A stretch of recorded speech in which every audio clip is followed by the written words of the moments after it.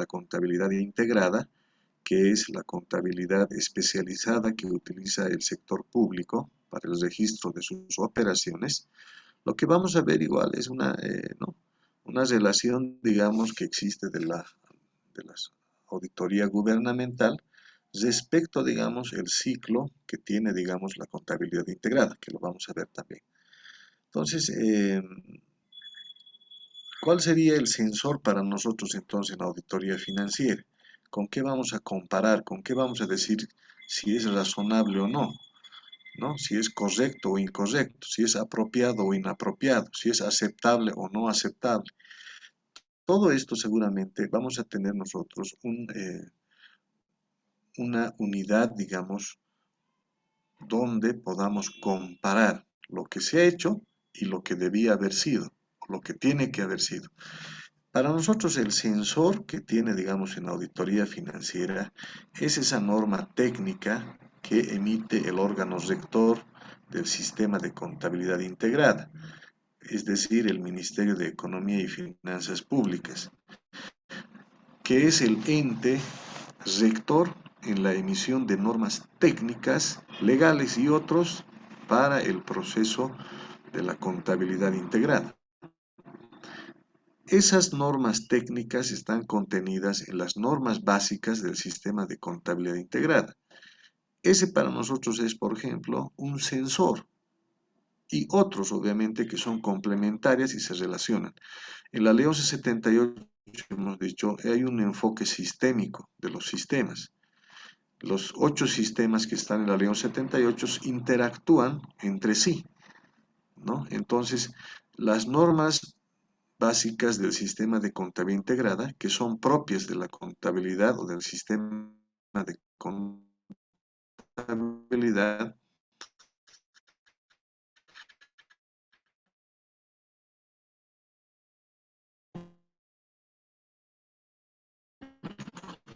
pero complementan. Ese es entonces para nosotros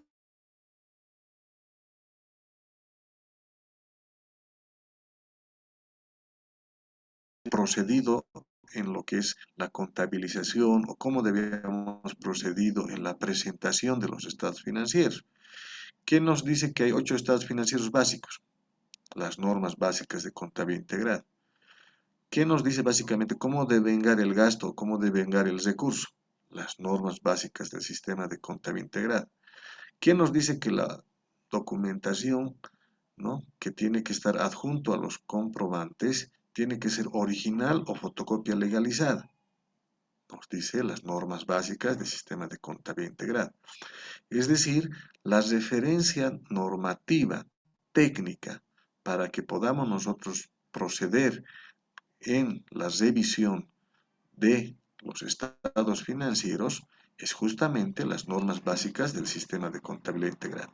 Las normas de auditoría son la metodología, ojo, no hay que comparar obviamente, ¿no? No es un instrumento como tal en auditoría. El instrumento como tal para nosotros, desde el punto de vista de auditoría, son las normas básicas del sistema de contabilidad integrada. Las normas de auditoría nos dicen la metodología que debe seguir el auditor gubernamental para ejecutar su trabajo, que es una cosa distinta, ¿verdad? No distinta en el aspecto de la aplicación, que obviamente está relacionada con el desempeño, eso obviamente no vamos a obviar este aspecto. Entonces, ¿cuál es el órgano rector que emite normas técnicas? Ahí tenemos nosotros al Ministerio de Economía y Finanzas Públicas. Si también hacemos una relación, por ejemplo, de las normas, ya veremos, por ejemplo, si nosotros hacemos una pirámide, por ejemplo, en cuanto a lo que es la gradación, por ejemplo, que tiene normativa en el sector público, tendríamos primero. Lo primero, siempre para nosotros está la Carta Magna.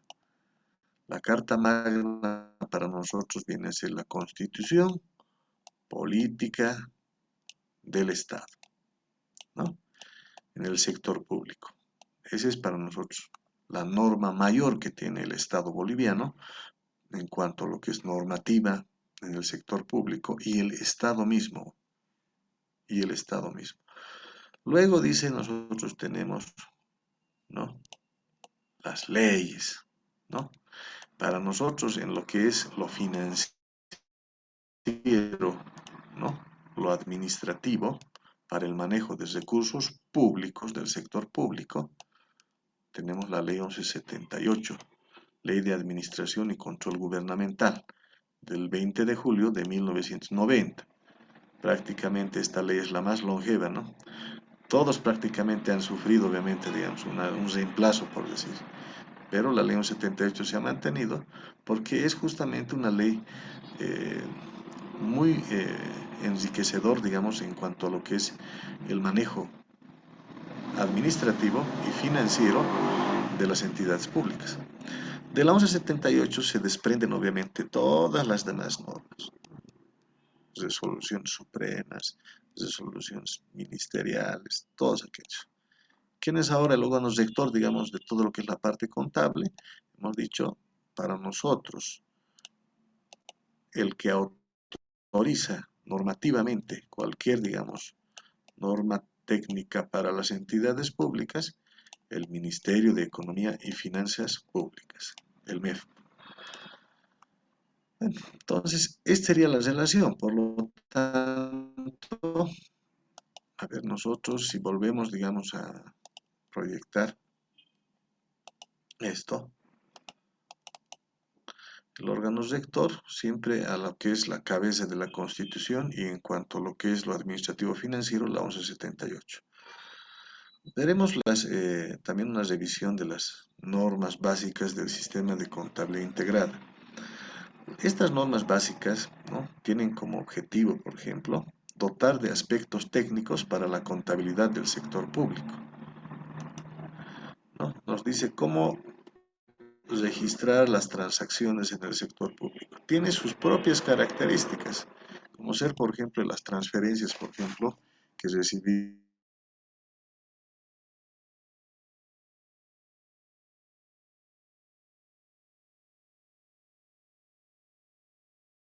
obviamente el espíritu, digamos, de la unicidad que tendría que tener.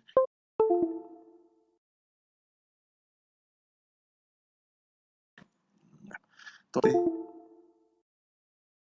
integrada, que puedan obviamente ser coherentes técnicos para reflejar justamente la forma de transacción que tienen que, digamos, realizar. Por ejemplo, eh, una de las normas donde se puede, digamos, ver una diferencia bien puntual, por ejemplo, son la contabilización de las transferencias del Tesoro General de la Nación. Otro elemento que se tiene es el de consolidar, ¿no? Todas las entidades públicas tienen que aplicar las mismas normas técnicas. Tiene que haber una homogenización para que pueda ser, ¿no?, posible la consolidación de las cuentas públicas del sector gubernamental, del sector gobierno. Imagínense si una entidad pública aplicara normas técnicas diferentes. Eso obviamente sería un óbice para la consolidación de estados financieros.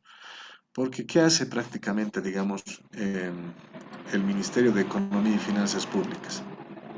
¿Qué hace?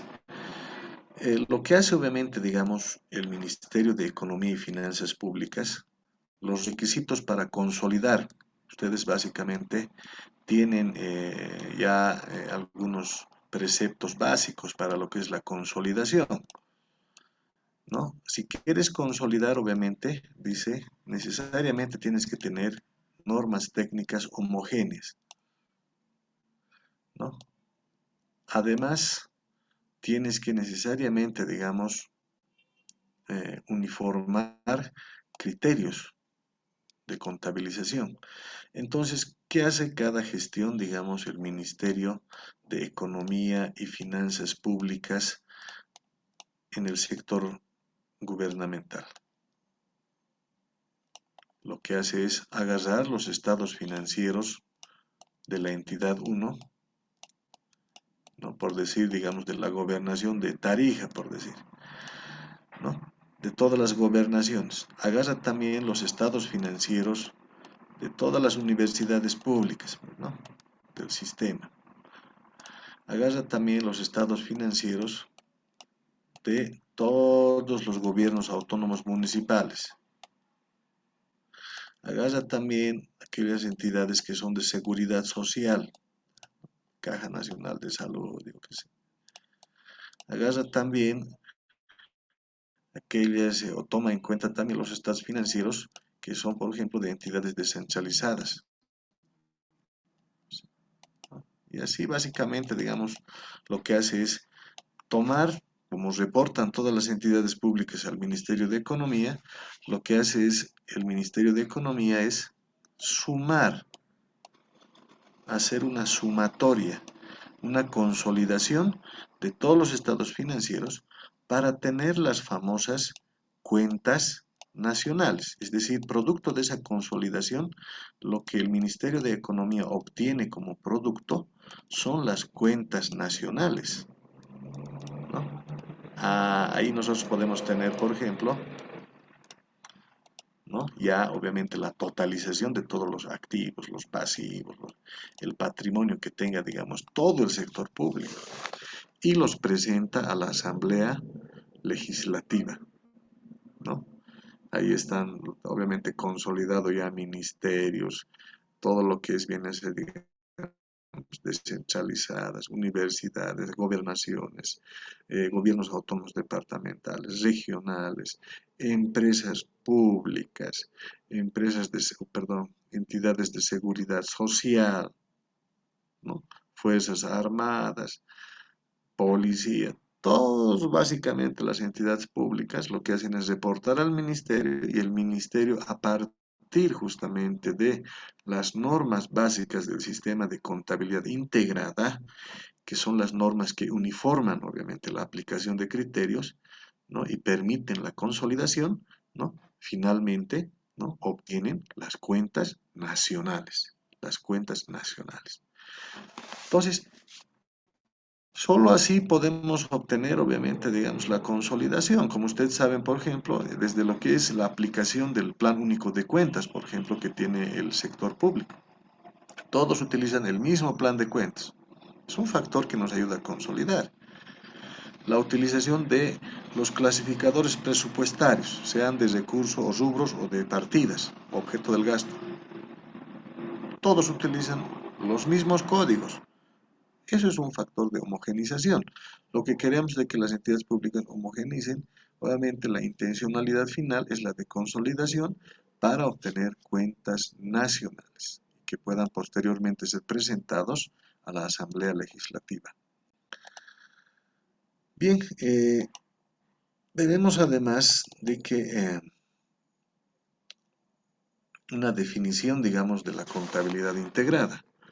Eh, bueno, esto está dentro de lo que es los parámetros generales también de la definición de contabilidad, ¿no? La contabilidad, como ustedes saben, desde primer año han definido como un sistema de información financiera que ayuda a la toma de decisiones gerenciales, ¿no? Bueno, en el sector público también cumple el mismo propósito. Tiene su propósito. ¿Cuál es eso? Básicamente dice, registra y procesa información de las operaciones ejecutadas en los subsistemas presupuestario, patrimonial y de tesorería. Y esta información, lo que hace énfasis, por ejemplo, es en 3 puntos para que pueda ser, digamos, de las máximas autoridades ejecutivas. Tiene que ser útil, oportuna y confiable para la adecuada toma de decisiones. Porque aunque ustedes no piensan que es diferente el sector público del privado, el sector público también tiene que tomar decisiones. Y las decisiones tienen que obviamente ser pues de las mejores para que puedan cumplir los objetivos que se han trazado para una gestión. Esas decisiones siempre van a ser en base a la información. Nadie puede tomar una decisión obviamente sin información, sería una locura. Sería básicamente algo de tomar no, un azar o de tomar definitivamente algo a ciegas. Entonces, la información financiera que emite la contabilidad integrada tiene ese uso, pero las características que nos piden es de que sea útiles. ¿Cuándo va a ser útil? Cuando la información esté disponible al momento de tomar la decisión en la entidad pública. Entonces, la utilidad está sujeto a la disponibilidad de la información, ¿verdad? Por eso es que decíamos, la información contable no debería, digamos, ser histórico. No nos interesa si vamos a tomar decisiones financieras ejecutivas. Lo histórico nos sirve de por ahí para hacer unas proyecciones, pero para decisiones, digamos, que van a impactar en un futuro inmediato, esa información va a ser útil siempre y cuando esté disponible en el momento que se requiera. El segundo dice de la oportunidad, y la oportunidad está obviamente, digamos, relacionado con la utilidad.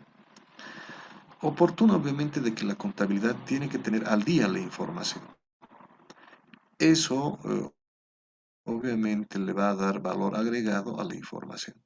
Si está desactualizado, prácticamente no nos sirve, o le va a servir de poco, o prácticamente le va a llevar al error en la toma de la decisión, o con las correspondientes, podemos decir, daños que podría ocasionar inclusive.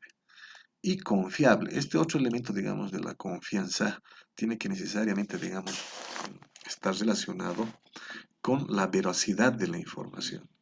Y recientemente, por ejemplo, en una entidad pública, una autoridad tuvo básicamente un problema grande, digamos, dentro de su institución, porque le pasaron información que no era prácticamente real, ¿no? Él obviamente, digamos, indicó cuánto de saldo de caja y bancos quedaba, digamos, en la gestión 2020. La unidad de contabilidad le pasó un monto, digamos, por decir solo para el ejemplo, 600.000 bolivianos. Pero de ese monto que figura en el balance, no se habían descontado todavía los cheques pendientes de pago. Obviamente eso hace de que el saldo del libro sea pues mucho menor en cuanto al saldo disponible. Esa información obviamente tenía que ser incluido en un reformulado, en el presupuesto reformulado, y lo que generó obviamente es pues una total confusión, digamos, de la información, ¿no? Obviamente este hecho provocó de que les retiren a la financiera, ¿no? Desgraciadamente hay obviamente también errores que no son prácticamente, digamos, tolerables, porque había generado ya un daño inclusive de lo que es la credibilidad en la máxima autoridad. Entonces, no hubo otra, digamos, otra opción que el de obviamente retirarlo por ese error, imagínense. Entonces, la confiabilidad de la información que se otorga desde lo que es la unidad financiera o contabilidad tiene que ser confiable. ¿Cuándo es confiable, queridos y queridas? Es confiable la información cuando es posible de ser, ¿no? Primero, cuantificado, ¿no? Y segundo, prácticamente, digamos, es posible de medición. Eso, algunos dicen, tiene que ser siempre objetivo. Cuando podamos nosotros, obviamente, decir, por ejemplo, que en la cuenta de bancos tenemos 10 bolivianos, y eso obviamente es posible de ser cuantificado, por ejemplo, mediante el saldo, digamos, no real, entonces es confiable. Entonces, la confiabilidad de la información está, digamos, muy ligado a a la objetividad, a la cuantificación y a la medición de esa información. Ahí no hay donde perderse prácticamente, ¿no? La información que estás dando lo puedes prácticamente respaldar con ese elemento de lo que es la cuantificación o medición. Bueno, ¿qué más tenemos prácticamente? Digamos, acá tendríamos los componentes que tiene la contabilidad integrada. La contabilidad integrada tiene tres subcomponentes. La primera es el módulo presupuestario. Está también relacionado con lo que es la parte patrimonial y finalmente se vincula con el componente 3 que es tesorería. Entonces ahí tendríamos el subcomponente presupuestario, patrimonial y el de tesorería. ¿Cómo se puede identificar cuando hablamos de tesorería, cuando hablamos presupuestario? Cuando hablamos de recursos y gastos, ¿no? Recursos y gastos. Cuando hablamos, digamos, de la parte patrimonial, bueno, eso ya lo sabemos desde básica, cuando los elementos del balance y del estado de resultados son afectados. Afecta obviamente este módulo, son elementos propios de lo que es el componente patrimonial, las cuentas de activo, las cuentas de pasivo, patrimonio, las cuentas de ingreso y las cuentas de gasto. Y finalmente el componente de tesorería. El componente de tesorería es obviamente un elemento donde se manejan los aumentos disponibles y las disminuciones de el efectivo y sus equivalentes. En este caso, caja, bancos, caja pagadora, caja recaudadora, todas esas cuentas que son elementos, ¿no?, equivalentes del efectivo, están, digamos, dentro de lo que es el subcomponente de tesorería. Es, podemos decir, la disponibilidad financiera inmediata que se expone, digamos, en ese componente. Es un elemento importante. Esto obviamente también pareciera que, digamos, si bien está dentro de la contabilidad patrimonial, porque alguien me dirá, digamos, la cuenta bancos o caja está registrado, digamos, en las cuentas de balance, pero ¿por qué lo han separado, digamos, como componente de tesorería? Porque ahí mostramos la liquidez, ¿no?, para cancelar, por ejemplo, a los proveedores, y por el otro lado también las recaudaciones que tiene el Estado, ya sea por recursos propios, ya sea, digamos, al nivel central por recaudaciones, digamos, de tributos, ¿no?, u otros que tengan, digamos, las entidades públicas como fuentes de financiamiento. Entonces, es un elemento importante la tesorería. Uno puede ser muy solvente, sabemos, ¿no? A ver, ahí, por ejemplo, hay que saber diferenciar la solvencia de la liquidez.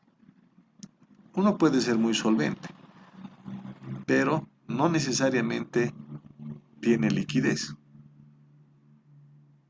Ahora, para operar, digamos, ¿qué es lo más importante? Que tengas alta solvencia y baja liquidez, o viceversa, tengas una alta liquidez y una menor solvencia. Aquí, para poder operar, digamos, como empresa o como entidad pública, lo importante es siempre tener liquidez. ¿Qué es lo que ha pasado, por ejemplo, en lo que es la experiencia del año pasado, con lo que es el COVID, por ejemplo? Ahí nosotros hemos tenido, por ejemplo, como Estado, una liquidez, una iliquidez, que es lo contrario de liquidez, donde las entidades públicas no podían pagar, por ejemplo, a sus proveedores porque no estaban recaudando impuestos. Entonces, ¿qué conlleva esto? ¿O cuál es prácticamente, digamos, el desemboque, digamos, que pueda tener esto? ¿Dónde desemboca esto? Obviamente, en una cadena, digamos, de situaciones también de iliquidez de las otras, digamos, entidades.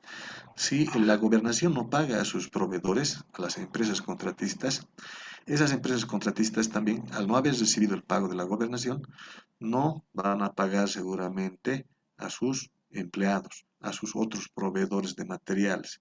Además, no van a tributar, Por lo tanto, no van a generar, digamos, el retorno de una parte de eso como parte del ciclo, digamos, al Estado mediante lo que es el pago de tributos. Entonces, la liquidez en el sector público es un elemento importante, y no solo en el sector público, en el privado es lo mismo, ¿no? Puede ser que uno tenga, digamos, 90, 100 casas, digamos, pero después puede ser que al momento de pagar sus cuentas de luz y agua y teléfono no tenga ni un centavo. ¿Qué le va a generar en el corto plazo? Un colapso. Entonces, el manejo justamente de tesorería es bien importante. La planificación, por ejemplo, la programación. En los ministerios, por ejemplo, programan cuotas, ¿no? Para pagar a los proveedores. ¿A qué obedece eso? Justamente a lo que obedece es al manejo del efectivo. Hay que priorizar, ¿no? Es un elemento que seguramente lo vamos a ver más adelante.